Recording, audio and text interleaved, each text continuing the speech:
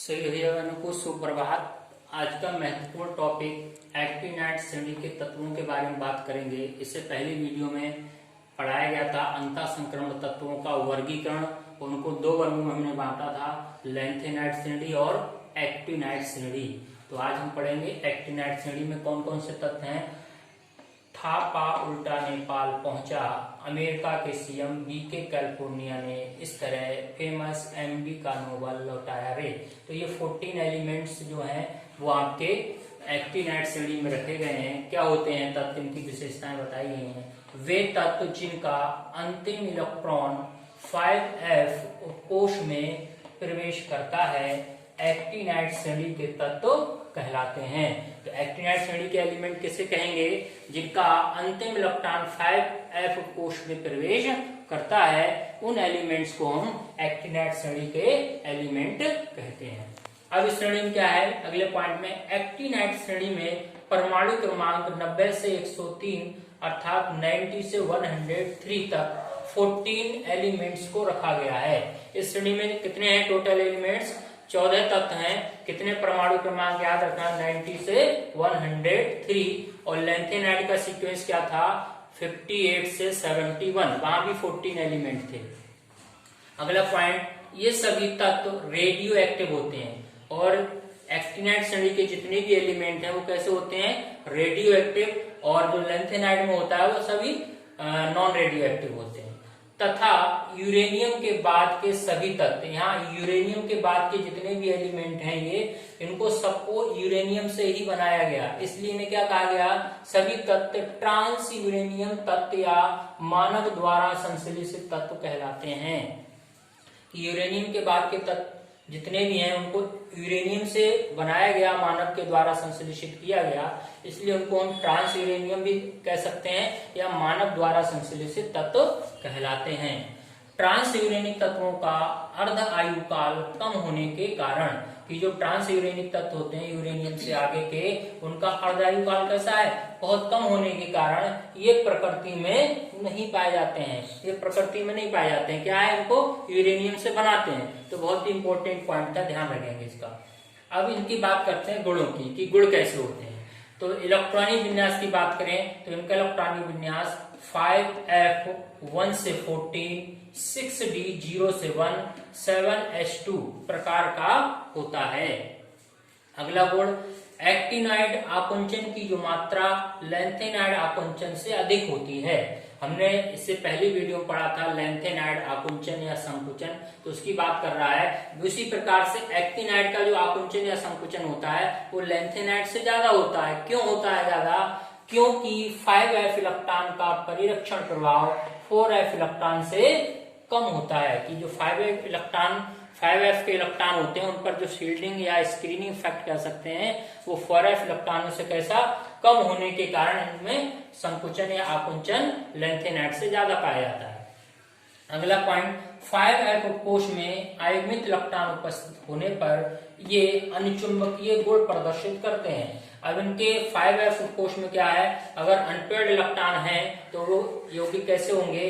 अनुचुंबकीय होंगे, अर्थात चुंबक का गुण उनमें होगा।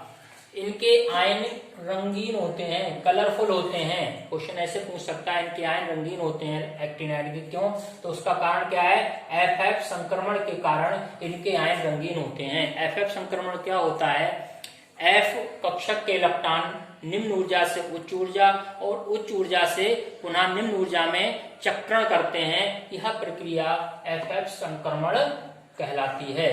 तो FF ट्रांजिशन के कारण ये कैसे होते हैं? कलरफुल होते हैं। यहाँ पे मैंने लिखा ऐसे आयन्स जिनका विन्यास F0, F7, F14 विन्यास वाले जो आयन होते हैं वो कलरलेस होते हैं। कैसे होते हैं? रंगहीन होते हैं। तो इंपॉर्टेंट पॉइंट, ऐसे ही अनुचुंबकीय गुण से भी क्वेश्चन आ सकता है कि एक्टिनाइड कैसे होते हैं? अनुचुंबकीय होते हैं। या ऐसे कह सकता है अंतः संक्रमण तत्व अनुचुंबकीय गुण प्रदर्शित करते हैं। क्यों? तो आपको क्या लिखना है? इसका रीजन वही है, नंबर ऑफ अनपेयर्ड इलेक्ट्रॉन होने पर ये अनुचुंबकीय गुण दर्शाते हैं। नेक्स्ट, इनकी आयनन ऊर्जा बहुत कम होने के कारण ये उच्च वैद्युत धनात्मक और प्रबल अपचायक होते हैं। इन एलिमेंट्स की क्या है? आयनन ऊर्जा बहुत कम होने के कारण ये उच्च विद्युत धनात्मक होंगे और प्रबल अपचायक। तो दो क्रॉस क्वेश्चन यहाँ से बन सकते हैं कि एक्टिनाइड प्रबल अपचायक की तरह कार्य करते हैं, क्यों? तो कारण इनकी आयनन ऊर्जा बहुत कम होने के कारण। ये उच्च विद्युत धनात्मक होते हैं, क्यों? तो इनकी आयनन ऊर्जा बहुत कम होने के कारण ये उच्च विद्युत धनात्मक और प्रबल अपचायक होते हैं। उपयोग की बात कर लेते हैं। यूरेनियम का उपयोग नाभिकीय रिएक्टर में ईंधन के रूप में किया जाता है। कि जो यूरेनियम है हमारा, इसका उपयोग कहाँ करते हैं? नाभिकीय रिएक्टर में ईंधन के रूप में किया जाता है। और कहाँ उपयोग कर सकते हैं यूरेनियम का? कांच, वस्त्र, औषधि उद्योग में भी यूरेनियम का उपयोग होता है। दूसरा है यूरेनियम PU, इसका उपयोग कहाँ करेंगे? परमाणु भट्टी व परमाणु बम बनाने में, परमाणु भट्टी या परमाणु बम बनाने में यूज करते हैं। ऐसे TH थोरियम का उपयोग कहाँ करेंगे? नाभिकीय रिएक्टर का ईंधन और प्लस गैस मेंटल। आप जानते होंगे मेंटल का मतलब वो नहीं जो आप समझ रहे होंगे। मेंटल का मतलब जो गैस होता था हमारा पेट्रोमैक्स, उसके ऊपर एक हम लाते थे जलाने के लिए, कपड़ा जैसा एक मेंटल होता था, उसको बांधते थे, फिर उसको जलाते थे, उससे हमें प्रकाश मिलता था, लाइट मिलती थी। तो उस गैस मेंटल की बात चल रही है यहाँ पर। जो गैस मेंटल होते हैं वो भी इसी के बने होते हैं। थोरियम ऑक्साइड और सेरियम ऑक्साइड दोनों से मिलकर बना होता है आपका गैस मेंटल। बहुत ही इंपॉर्टेंट पॉइंट है कि गैस मेंटल क्या होते हैं, गैस मेंटल किससे बनके बने होते हैं। तो यहाँ पर थोरियम का उपयोग किया गया, थोरियम का ऑक्साइड और उसमें सेरियम के ऑक्साइड, इन दोनों से मिलकर ये गैस मेंटल बना होता है। तो अब ये हो गए क्या हमारे एक्टिनाइड श्रेणी के गुण। अब उपयोग, और उसके बाद अब बात करते हैं बहुत ही इंपॉर्टेंट पॉइंट, लैंथेनाइड व एक्टिनाइड में अंतर। लैंथेनाइड और एक्टिनाइड में डिफरेंस भी बहुत पूछा जाता है एग्जाम में। तो अब दो कॉलम बना लिए यहाँ पर, एक लैंथेनाइड, एक साइड लिख लिया एक्टिनाइड। क्या होते हैं इनके डिफरेंस के पॉइंट? तो ये +3 ऑक्सीकरण अवस्था के अतिरिक्त +2, +4 ऑक्सीकरण अवस्था प्रदर्शित करते हैं। कि जो लैंथेनाइड श्रेणी के एलिमेंट होंगे, +3 तो ऑक्सीकरण अवस्था सामान्य है ही इनकी, लेकिन इसके एक्स्ट्रा ये +2 और +4 ऑक्सीडेशन स्टेट भी शो करते हैं। बट एक्टिनाइड क्या होते हैं? +3 के अतिरिक्त +4, +5 और +6 ऑक्सीकरण संख्या प्रदर्शित करते हैं, अर्थात इनकी ऑक्सीडेशन नंबर इनसे ज्यादा होती है। दूसरा पॉइंट लिया गया यहाँ पर, लैंथेनाइड जो तत्व होते हैं उनमें संकुल बनाने की प्रवृत्ति कम पाई जाती है। जो लैंथेनाइड से पहली सीरीज थी उनमें संकुल यौगिक बनाने की जो प्रवृत्ति टेंडेंसी होती है वो कम होती है, जबकि एक्टिनाइड के जो है वो क्या है? संकुल बनाने की प्रवृत्ति अधिक होती है। एक्टिनाइड में होगी संकुल बनाने की प्रवृत्ति, संकुल यौगिक बनाने की प्रवृत्ति अधिक होती है। तीसरा पॉइंट दिया गया कि लैंथेनाइड में प्रोमेथियम PM को छोड़कर ये सभी नॉन रेडियो एक्टिव होते हैं। कि जो लैंथेनाइड सीरीज थी उसमें एक एलिमेंट छोड़ दिया जाए PM प्रोमेथियम, शेष जितने एलिमेंट होते हैं सभी वो सब नॉन रेडियो एक्टिव होते हैं। अगर हम एक्टिनाइड की बात करें तो ये सभी रेडियो एक्टिव होते हैं। कैसे होते हैं? एक्टिनाइड सभी रेडियो एक्टिव होते हैं।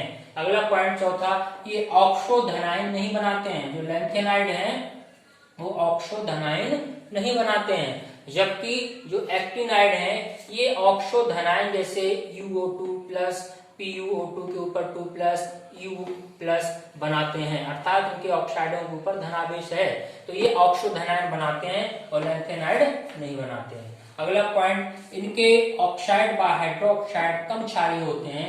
जो लैंथेनाइड हैं इनके ऑक्साइड व हाइड्रोक्साइड कैसे होते हैं? कम क्षारीय, जबकि एक्टिनाइड में इनके ऑक्साइड व हाइड्रोक्साइड अधिक क्षारीय होते हैं, तो इनकी बेसिक प्रॉपर्टी ज्यादा होती है। लास्ट पॉइंट इसमें लिया गया इनका इलेक्ट्रॉनिक विन्यास। तो क्या होता है लैंथेनाइड का? 4F1 से 14, 5D0 से 1, 6H2 होता है, और एक्टिनाइड का इलेक्ट्रॉनिक विन्यास 5F1 से 14, 6D0 से 1, 7H2 होता है। तो भैया बहनों ये था एक्टिनाइड श्रेणी के तत्व किसे कहते हैं और कितने तत्व श्रेणी में रखे गए हैं, उन्हें क्या किस नाम से जाना जाता है, उनका इलेक्ट्रॉनिक विन्यास गुण किस प्रकार का होता है और उनके उपयोग क्या हैं। और एक पॉइंट और जोड़ा गया है यहाँ पर इस वीडियो में, लैंथेनाइड और एक्टिनाइड में अंतर बहुत ही इंपॉर्टेंट है। ये डिफरेंस के पॉइंट अगर आपको आते हैं तो आप इनकी प्रॉपर्टी भी अलग अलग लिख सकते हैं, विशेषताएं। तो ये आज की वीडियो आशा करता हूँ सभी भैया बहनों को समझ में आई होगी और अपना स्क्रीनशॉट लेकर अच्छे से नोट्स बनाएंगे। सभी भैया बहनों का दिन मंगलमय हो।